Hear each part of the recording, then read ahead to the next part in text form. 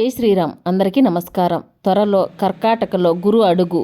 ఈ రాశులకు సంపదని, ఉద్యోగాన్ని బహుమతిగా ఇవ్వనున్న బృహస్పతి. నవగ్రహాల్లో గురుగ్రహానికి విశేషమైన ప్రాముఖ్యత ఉంది. ఈ దేవగురువు బృహస్పతి 2025లో ఇప్పటికే అంటే మే 14న వృషభ రాశి నుండి మిథున రాశిలోకి ప్రవేశించాడు. తర్వాత అక్టోబరులో మిథున రాశి నుంచి కర్కాటక రాశిలోకి ప్రవేశిస్తాడు. జ్యోతిష్య శాస్త్రం ప్రకారం కర్కాటకంలో గురువు సంచారం కొన్ని రాశులపై మంచి ప్రభావాన్ని చూపుతుంది. ఆ అదృష్ట రాశులు ఏమిటంటే అక్టోబర్ నెలలో అతిపెద్ద రాశి మార్పు జరగబోతోంది. దేవతల గురువు శుభగ్రహం దేవగురువు బృహస్పతి తన ఉచ్చరాశి కర్కాటక రాశిలోకి ప్రవేశించనున్నాడు. వేద జ్యోతిష్య శాస్త్రం ప్రకారం గ్రహాల నిర్ణీత వ్యవధిలో సంచరిస్తాయి, అనేక శుభయోగాలను ఏర్పరుస్తాయి. గురువు వేగంగా కదిలే గ్రహం. ఈ కారణంగా రాశి మార్పు తరచుగా జరుగుతుంది. కర్కాటకంలో గురువు సంచారం కొన్ని రాశులపై ప్రభావాన్ని చూపుతుంది. చంద్రుడు కర్కాటక రాశిపై ఆధిపత్యం చెలాయిస్తాడు. గురు చంద్రులు ఒకరికొకరు స్నేహితులు.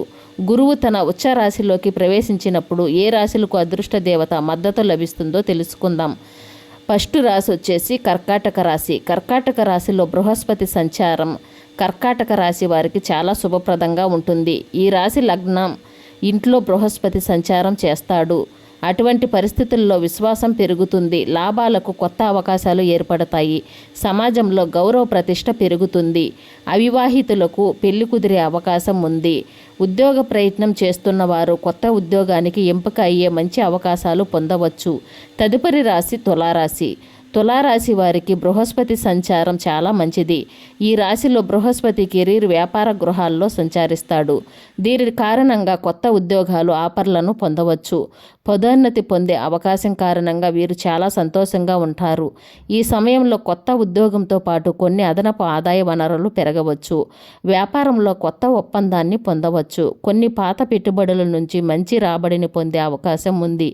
తదుపరి రాశి వృశ్చిక రాశి. గురు సంచారం వీరికి ఒక వరం అని చెప్పవచ్చు. వాస్తవానికి ఈ రాశిలో గురు అదృష్టం భూమి స్థానంలో సంచరిస్తారు. అటువంటి పరిస్థితుల్లో వీరికి అదృష్టం లభిస్తుంది. మీరు కెరీర్లో వ్యాపారపరంగా పురోగతి ప్రయోజనాలను పొందవచ్చు.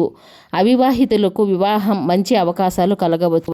దీనితో పాటు అసంపూర్ణంగా ఉన్న పని పూర్తవుతుంది. ఆకస్మిక ద్రవ్య లాభాలు కూడా కలగవచ్చు. పిల్లల వలన ఆనందాన్ని పొందుతారు. జై శ్రీరామ్.